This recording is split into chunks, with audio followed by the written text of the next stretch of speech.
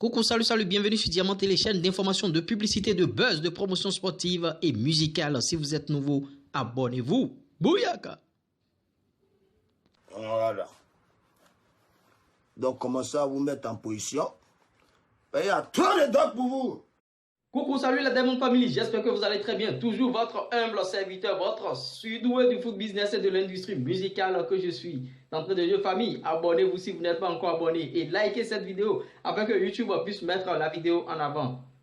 C'est avec beaucoup de joie que j'apparais souvent sur la chaîne ici pour vous donner des news croustillantes. Nous sommes bien sûr dans les news aujourd'hui et nous allons partager beaucoup d'informations avec vous, beaucoup d'informations concernant Tiesco le Sultan, de Bordeaux le Koufa, Arafat, tout. Il y a beaucoup d'informations, Angélique Kidjo. On a assez d'informations à vous distiller ce soir. Donc restez connectés, suivez la vidéo du début jusqu'à la fin.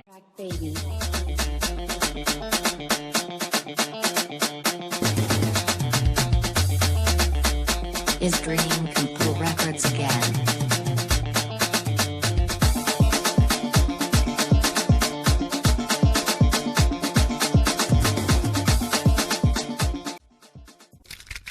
Chers abonnés, commençons tout de suite cette vidéo par Tiesco le Sultan qui est en train de mettre en garde de Bordeaux le Koufa par rapport à ses propos, ses insultes qu'il a bien sûr peaufiné à l'endroit de DJ Arafat qui est déjà mort, paix à son âme, et Tiesco le Sultan n'a pas du tout apprécié. Je vous laisse suivre cette petite vidéo et je reviens. Toi, tu cherches du buzz. Toi, tu veux être connu. On me connaît déjà. Champion, ta maman me connaît. On ne t'est pas du président de la République. Tu connais quelqu'un qui ne connaît pas Alassane Ouattara? On me connaît déjà. Quand on dit Tiesco le Sultan, le rebelle, le prince de Poil, il n'y a pas quelqu'un qui ne le connaît pas. Donc, c'est de quel buzz vous parlez? C'est de quel buzz vous parlez? On vient dire le vrai nom de quelqu'un qui dénigre un cadavre.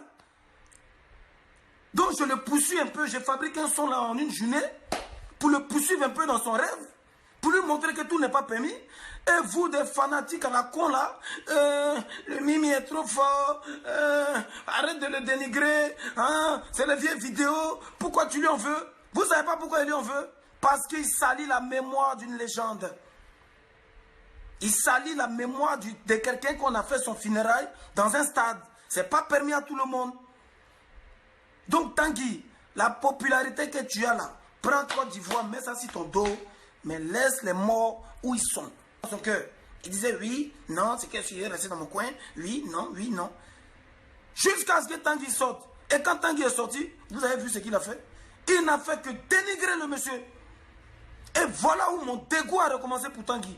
Sinon Tanguy c'est un grand frère qui respecte, c'est Djibé, il a bientôt 40 ans, moi j'ai 34 ans. Tu es vieux et puis tu te comportes encore comme ça. La mort là c'est pour tout le monde. Hein. La mort là c'est pour tout le monde. T'as dit ben tu as trop pistolet là. Viens le jour tu me vois que parfois me tuer et puis c'est fini.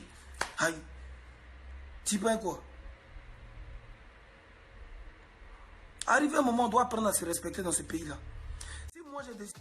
Continuons bien sûr avec Olo Kwacha, l'ex-lieutenant de DJ Arafat qui a dévoilé le premier cachet que DJ Arafat a reçu dans sa carrière. Et il a dit que DJ Arafat avait commencé par prester gratuitement quand il a sorti le son Jonathan. Et c'était bien sûr à la rue Princesse. Et par ailleurs, DJ Arafat a commencé par prester dans les lieux un peu élevés. Et son premier cachet a été reçu à Bentley, dans un bar du nom de Bentley. Et c'était 50 000 francs CFA.